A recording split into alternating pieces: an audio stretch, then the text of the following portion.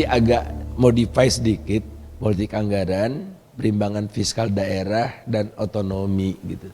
Jadi dalam konteks otonomi perlu ada perimbangan atau perubahan hubungan fiskal pusat dan daerah gitu. Namun perkenankan saya untuk memulainya dari apa sih Indonesia gitu. Sebelum ke Indonesia, kita tanya Amerika itu apa sih? Apakah sekedar kumpulan negara bagian saja yang jumlahnya ada 50? Rasanya kan enggak. The sum is not equal to the totality gitu. Ada yang tambahannya yang membuat mereka merekatkan diri itu menjadi united itu. Apa? Liberalisme, kapitalisme atau yang lain, tapi kelihatannya kesepakatan sampai sekarang ya ini kan, liberalisme, kapitalisme sempat digoyang juga tapi masih bersatu. Terlepas dari liberalisme, kapitalisme ini juga mengalami metamorfosis, tidak seperti yang lalu. Liberal di Amerika sebetulnya, kalau di Indonesia konservatif, mainstreamnya libertarian. Nah kalau liberalisme sebetulnya adalah Partai Demokrat itu, konservatif yang jadi mainstream. Uni Soviet dulu adalah kumpulan dari Republik Sosialis Soviet. Ada 4 sampai 16 gitu, tambah-tambah. Apa begitu aja? Enggak, ada yang mempersatukan mereka. Komunisme, sosialisme yang mereka yakini satu sekumpulan nilai yang akan membawa mereka kepada tujuan mereka untuk bersatu, untuk mencapai cita-cita bersama, yakni kemakmuran barangkali atau apalah gitu. Nah lantas Indonesia apa? Provinsinya udah 38 sekarang. Ada yang mau share gitu? Apa Indonesia? Pancasila? Enggak. Pancasila itu bukan ideologi. Jangan dipaksakan. Pancasila itu bukan untuk merekatkan Indonesia. Pancasila itu falsafah kehidupan berbangsa, nilai-nilai inti yang disepakati untuk membangun Indonesia. Tapi bukan ideologi dalam artian liberalisme, kapitalisme, sosialisme, komunisme. Pancasila bukan isme. Ya, falsafah hidup berbangsa saja.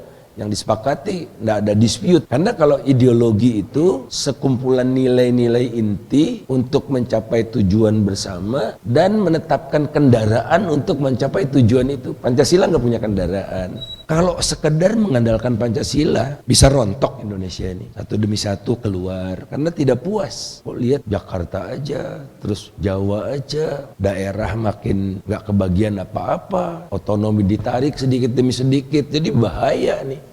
Kalau kita gagal untuk mengisi perekat Indonesianya itu. Saya tidak berpretensi mengetahui, ayo bikin kesepakatan nasional apa gitu. Yang kita masih bisa merekat sebagai anak bangsa dalam satu naungan Ibu Pertiwi. Ini yang kita bisa diskusikan, tapi untuk sementara waktu, kalau saya lihat tren-trennya itu, otonomi hakiki. Jadi daerah itu merasa nyaman ada di dalam wilayah Republik Indonesia karena dia merasa bahwa kalau dia keluar dari Republik Indonesia hidupnya lebih sengsara.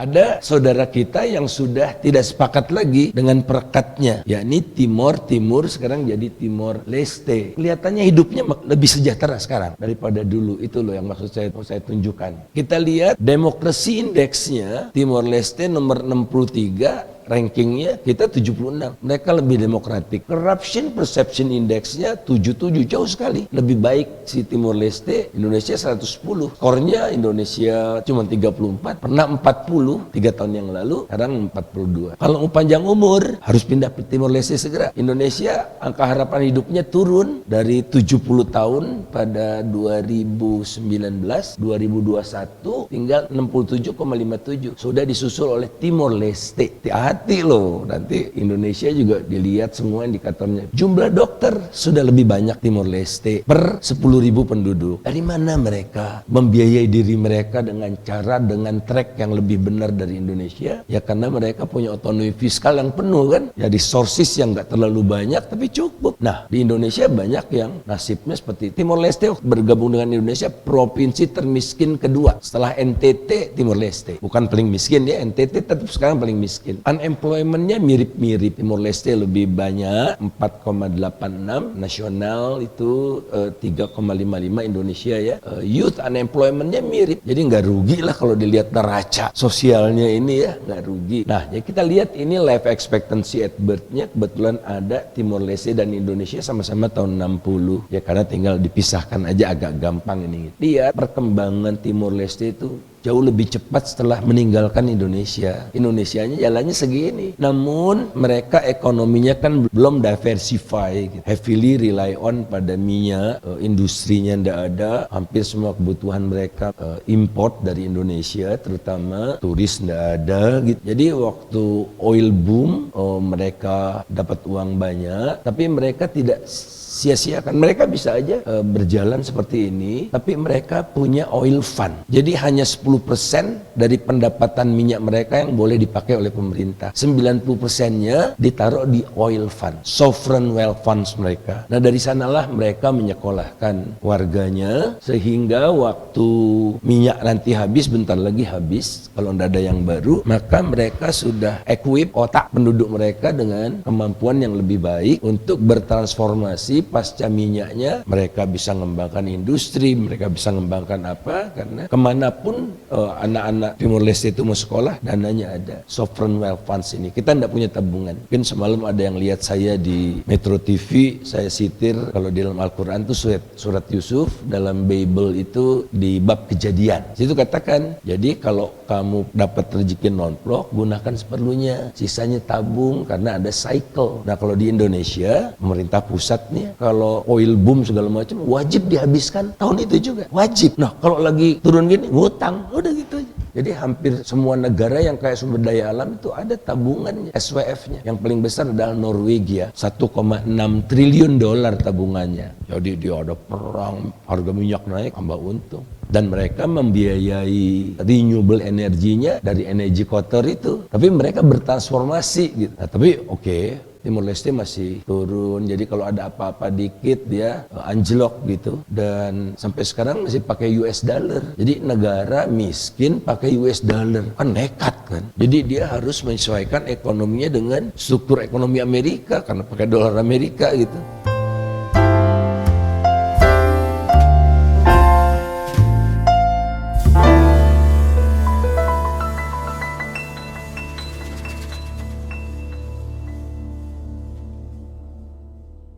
Indonesia itu paling unik di dunia lah kalau kita lihat dari geografisnya ya. Negara kepulauan terbesar, perairannya sekitar 2/3 dari luas wilayah, garis pantainya terpanjang kedua di dunia, ada yang bilang keempat lah. Kita menggunakan sebutan tanah air, bukan motherland atau homeland. Lautlah yang mempersatukan pulau-pulau sehingga mengintegrasikan ekonomi domestik. Jangan dibilang laut memisahkan pulau-pulau, enggak. Lautlah yang membentuk gugusan Zamrud Khatulistiwa itu teruntai sedemikian sangat indahnya. Namun derajat integrasi ekonominya rendah. Jadi secara ekonomi Indonesia itu tidak terintegrasi. Contohnya ongkos angkut Jakarta Shanghai laut itu lebih murah dari Jakarta Makassar. Ongkos angkut Jakarta Amsterdam lebih murah daripada Jakarta Papua. Oleh karena itu jangan heran kalau jeruk Mandarin, jeruk dari China itu lebih murah dari jeruk Medan di Bandung ini. Karena di sana diangkut pakai kapal 20.000 ton, kalau dari Medan diangkut pakai truk yang cuma 10 ton. Habis di ongkos. Dan nggak sadar-sadar sampai sekarang. Negara kepulauan tapi dijejali jalan tol. Saya nggak anti jalan tol, enggak, tapi bodinya dulu dong. Jalan tolnya itu untuk link keduanya. Karenanya sejatinya angkutan laut yang ditopang oleh penerbangan perintis menjadi urat nadi konektivitas. 80% angkutan barang di Indonesia lewat darat. Padahal 70% barang di dunia ini lewat laut. Karena ongkos angkutan darat rata-rata 10 kali lebih mahal dari laut. Gila nggak? Negara kepulauan tapi mentalitasnya darat. Dipidatokan sih di atas kapal waktu Pak Jokowi menang pertama ya. Setelah itu yang keluar cuma tol laut. Itu juga konsep darat kan. Jadi laut mau didaratkan, tol laut, sikap budaya. Dari pilihan istilah itu kelihatan sekali tol laut gitu. Tambah lagi dengan beraneka suku bangsa, bahasa, adat istiadat, kondisi geografis dan kekayaan alam. Maka nggak bisa, rasanya nggak cocok Indonesia itu menggunakan pendekatan sentralistik. Satu kebijakan buat seluruh provinsi, seluruh kabupaten kota. Karena budayanya beda.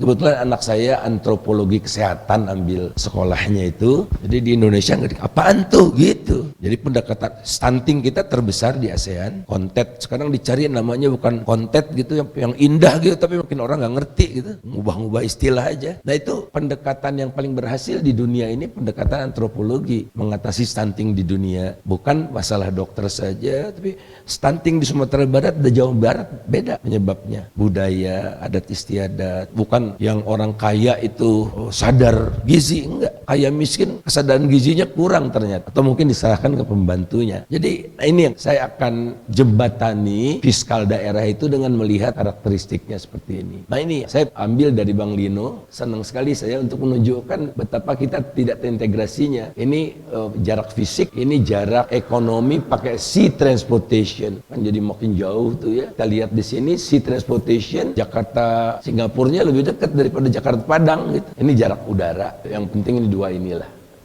perbandingannya. Nah, ngomongnya tol laut, ngomongnya poros maritim, tapi peranan transportasi laut turun terus. Karena COVID, justru lautnya yang lebih naik. Yang lain-lain karena COVID turun, si lautnya naik. Karena lebih kebal dari COVID barangkali kalau kita naik transportasi laut, nggak tahu lah ya. Tapi angkutan berbasis air turun terus. Nah juga mungkin ini salah satu yang bisa memperkaya neraca ruang teman-teman, menggilal terutama mengintegrasikan karakteristik Indonesia dalam neraca ruang Indonesia gitu. Yang jarang orang peduli gitu. Jadi yang naik kita lihat angkutan darat kan, udara naiknya karena dari base-nya dari kecil ya. Tapi yang angkutan rel kereta api kecil, kereta api walaupun kelihatan kita ngebangun di mana-mana tapi relatif kalah meriahnya dibandingkan jalan tol. Nah laut juga harusnya jadi penopang kehidupan berbangsa bernegara. Bumi Indonesia di bawah laut mengandung minyak bumi dan gas alam. Perairan ZTE berpotensi menghasilkan 6,7 juta ton ikan per tahun. Belum lagi laut nasional seluas 75% dari seluruh permukaan wilayah nasional merupakan sumber protein sehat. Negara yang paling panjang umur kan Jepang, makan ikan ketimbang makan daging. Nah sekarang kita nggak punya daging sapi, kita impornya disalahgunakan. Coba kalau mengandalkan ikan. Setiap 1 kilometer kubik air laut mengandung ini macam-macam lah ya, oksigen. Kemudian pasir di lautnya itu menangkap karbon kan. Coba bayangkan kalau ekspor pasir itu dibolehkan, makin mempercepat global warming. Udah gila aja negara ini. Di dasar laut bungkalan sebesar kentang yang mengandung mangan, besi, nikel, tembaga, kobalt, lengkap semua. Waktu diambil semua, disedot kan semuanya disedot ya, bukan hanya saya di sedimen ngomong kosong gitu. Apalagi kalau salah satu tujuan ekspornya lagi selain Singapura adalah China.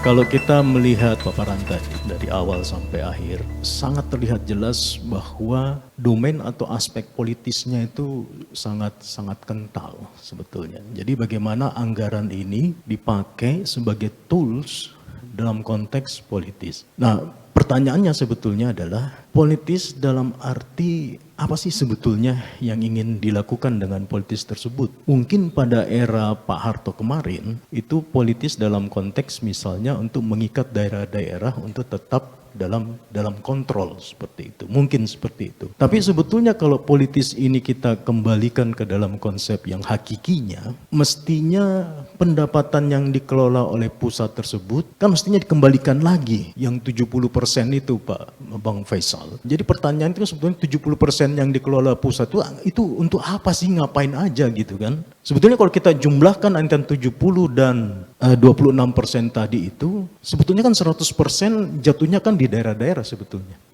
Mestinya kan begitu.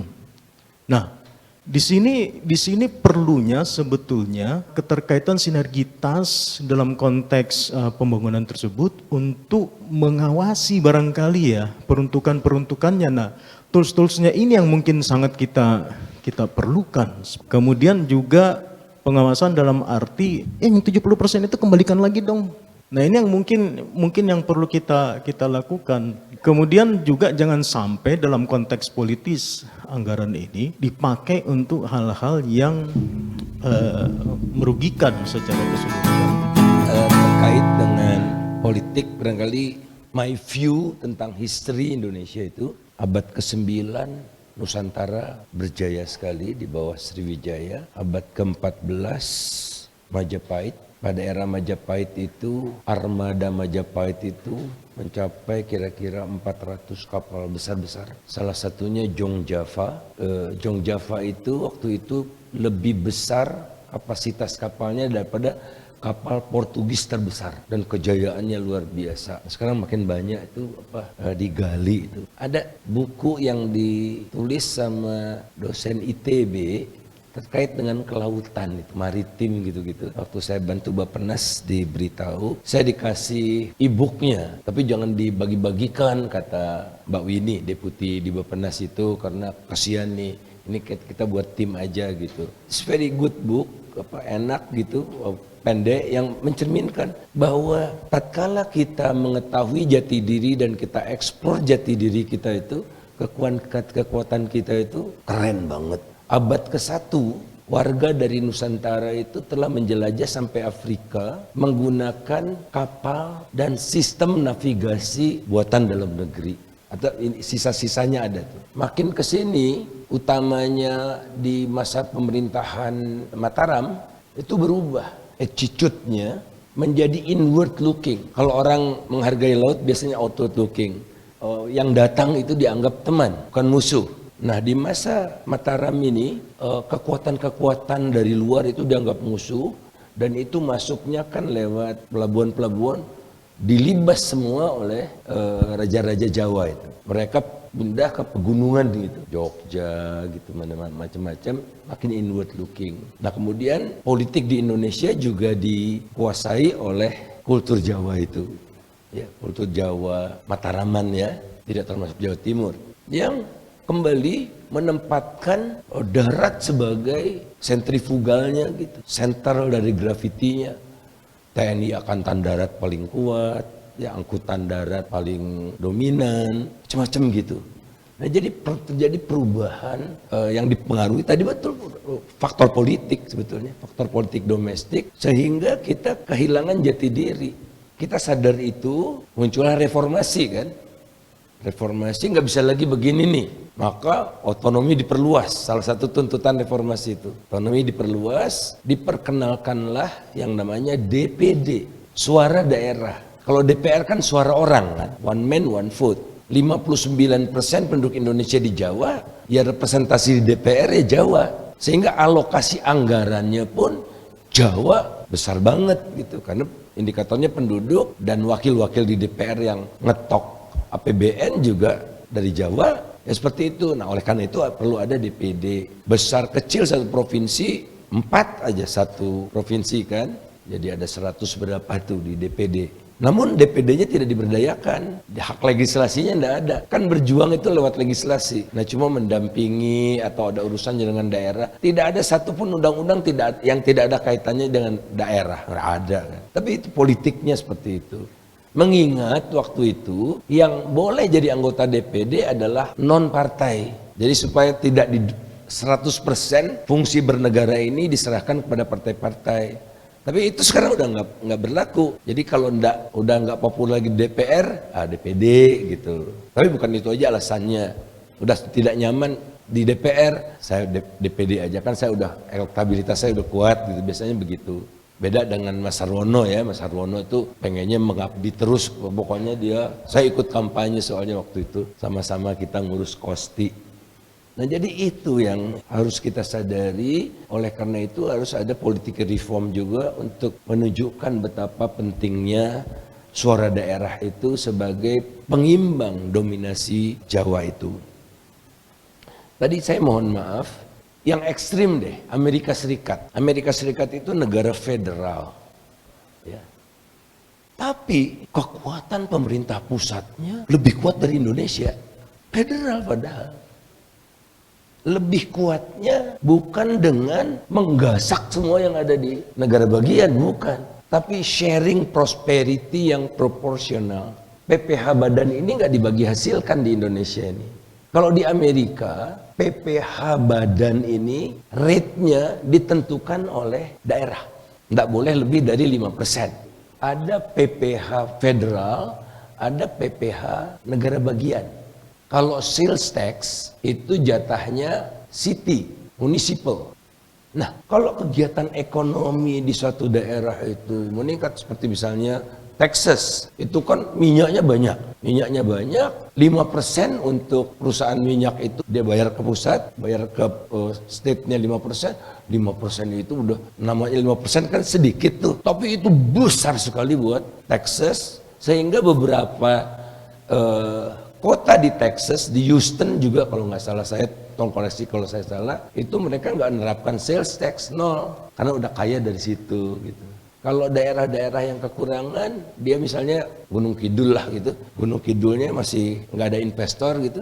Nah Gunung Kidul itu memberikan insentif pokoknya 5 tahun nggak usah bayar PPH ke negara bagian ya, gitu, atau ke pemerintah kota. Nah insentif, jadi ada persaingan yang sehat, berbondong-bondong untuk mendapatkannya.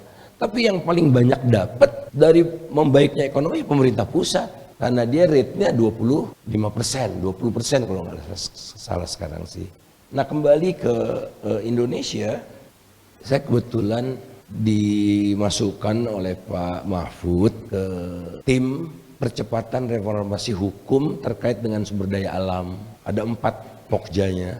Jadi memang sedang ada di benak saya semua nih yang ditanya tadi. Yang tidak terjadi adalah sumber daya alam ini kekayaan negara yang ada di daerah, dan itu hak daerah harus diakui. Setiap daerah itu, Bali nggak punya kekayaan alam tapi punya kekayaan budaya. Jawa Barat nggak punya kekayaan alam yang terlalu banyak tapi ada Center of Excellence di bidang pendidikan gitu-gitu. Semua ada kekhususannya kok. Sumatera Utara ada Danau Toba, Sulawesi Utara punya macam-macam. Pokoknya ada kekhasannya. Nah, policy pusat itu idealnya mampu menumbuh kembangkan pengelolaan di daerah itu yang memungkinkan menyejahterakan rakyatnya. Pasal 33. Jadi hari Senin besok saya harus presentasi tentang pemikiran-pemikiran saya di tim. Pertama yang saya tunjukkan itu pasal 33. Bumi, air, dan alam yang di dalamnya dikuasai oleh negara bagi sebesar-besar kemakmuran rakyat. Jadi bukan kemakmuran oligarki gitu. Yang tidak terjadi, entah itu di Bangka, di mana-mana itu transformasi dari ekstraktif. Ekstraktif ini kan dikasih oleh Tuhan modal awal. Lo kan belum pinter, lo kan masih penduduknya masih belum sekolahan. Udah nih gua kasih, kata Tuhan tuh, sumber daya alam. Bin, jangan minta lagi ya.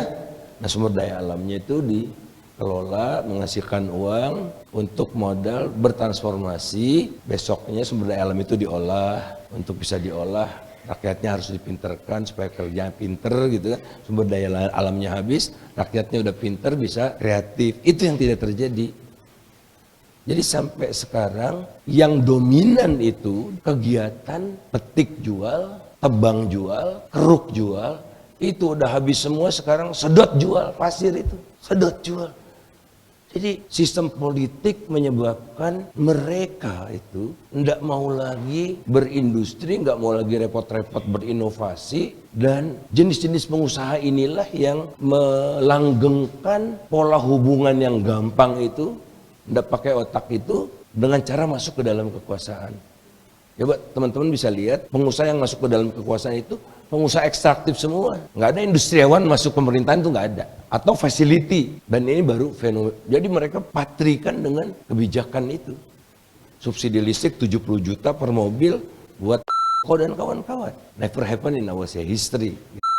Kan punya pabrik sepeda motor listrik, minta subsidi juga. Jadi yang begitu-begitu pengusahanya, bukan yang mengandalkan pada R&D. Tapi bahayanya saya lihat orang-orang paling pandai di Indonesia itu paling hebat masuknya ke situ karena gajinya pasti gede, karena extra profitnya tinggi kan, eksklusif gitu-gitu. Sama seperti dulu orang-orang paling pinter di jurusan akuntansi sekolahan saya itu ke anak-anak Pak Harto semua kerjanya dia. Nah transformasi itu yang penting. Sekarang kita lihat Bangka udah habis timahnya, penggantinya nggak ada. Yang adalah bopeng-bopengnya kalau dari pesawat gitu kan. Kalimantan Selatan juga gitu, nggak ada penggantinya. Karena apa? Karena kebijakannya itu makin didominasi oleh short term, tidak ngelihatnya long term. Ada sih kita perencanaan long term tapi tidak dilaksanakan gitu. Jadi yang paling penting adalah transformasi untuk betul-betul tadi, kalau saya teruskan tadi indikator-indikator di Timor Leste itu sekolahan nomor 1, kemudian nomor 2 surprisingly social protection.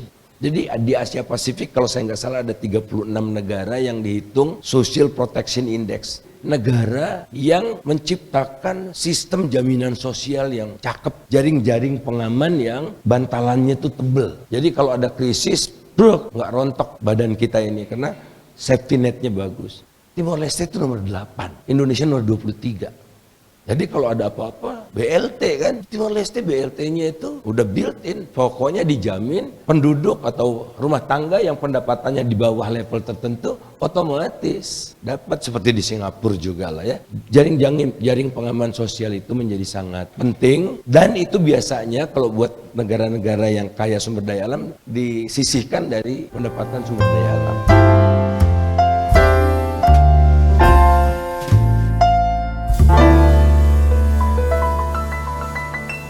Kembali ke masalah laut tadi, saya juga sepakat. Kalau berbicara tol laut, seperti di tol itu kan macet, banyak kendaraan bermotor ya Kang ya. Kalau di tol laut macetnya di mana? Karena perahunya aja nggak pernah dibuat. Nah maksud saya seperti ini Kang. Wabil khusus tentang Jawa Barat, anggota DPR RI asal Jawa Barat dari 575 orang anggota DPR RI Kang, ada 91 orang Kang. Mau naik bus kan lumayan, disabilitas GLE, kekuatan anak. Bayangkan kalau 91 orang demo, saya minta Jawa Barat dibenarkan dulu oleh 91 orang anggota DPR RI kan. Terakhir bagi saya tentang pembagian keuntungan lebih baik para ketua umum partai itu disuruh ngumpul dulu. Ini mau bagi-bagi hasilnya gimana? Karena mereka yang menentukan, bukan akademisi, apalagi kita dari disabilitas. Dan saya yakin bangsa Indonesia itu 99% saat ini sedang dan telah mengalami disabilitas permanen Kang. Pada suatu ketika, ini kan saya perjuangkan maritim ini kan udah lama. Saya juga sekarang ketua Dewan Penasehat Pandu Laut Nusantara gitu. Makanya penataan laut itu penting banget, apalagi dengan adanya kasus pasir laut yang hendak diekspor itu ya, diekspor ke Singapura sebetulnya yang paling butuh, karena dia sedang membangun pelabuhan baru, apa namanya saya lupa tuh, yang akan mencapai kapasitas 60 juta tius. Priok tuh baru berapa? 15 barangkali, dia udah menyasar ke 60 juta tius dan dia mau bikin Changi Terminal 5. Nah, jadi jelas pembelinya udah ada, dan nggak tahu kenapa Pak Jokowi itu agak intens ke Singapura. Dalam 2 bulan ini 2 kali yang dibawa pebisnis gitu, saya nggak tahu lah ya, tapi mungkin, dan tiba-tiba orang Singapurnya berbondong-bondong ke IKN gitu. Mungkin ada konsesi seperti itu wajar kalau menurut saya, tapi harus transparan. Janganlah kita udah jual tanah, jual air, pasir pun dijual gitu, menunjukkan nggak kreatif banget gitu.